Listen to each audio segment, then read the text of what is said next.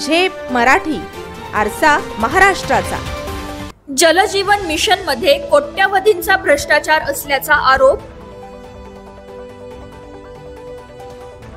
कोट्यावधींचा खर्च पण अजूनही पाणी विकत घ्यावं लागतंय। ठेकेदार आणि अधिकाऱ्यांविरोधात चौकशीची मागणी।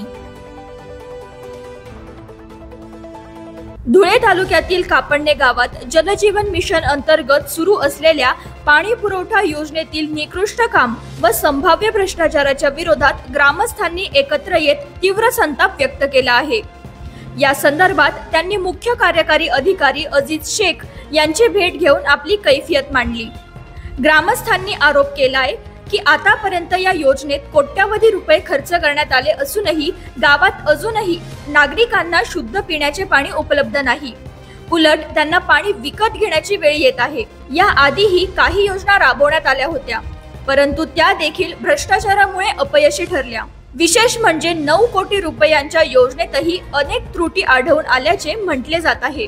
जलकुंभाचा काही भाग झुकलेला असून पाईपलाईनसाठी निकृष्ट दर्जाचे साहित्य वापरण्यात आले। इतकेच नव्हे तर पाण्याचा मूळ स्रोतही अद्याप निश्चित करण्यात आलेला नाही। या योजनेचे काम शासनाच्या नियमानुसार न करता धडाडीने बिले काढण्याकडेच ठेकेदार आणि समितीचे लक्ष असल्याचा आरोप ग्रामस्थांनी केला आहे।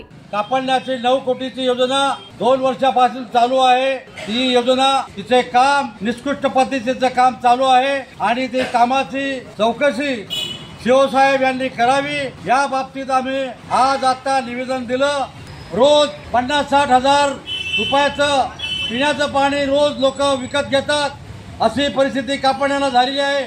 तसेच आधीची जल समिती बेकायदेशीरपणे स्थापन झाल्याचा आरोपही करण्यात आला असून या समितीच्या कारभाराची चौकशी करण्याची मागणी ग्रामस्थांनी केली आहे।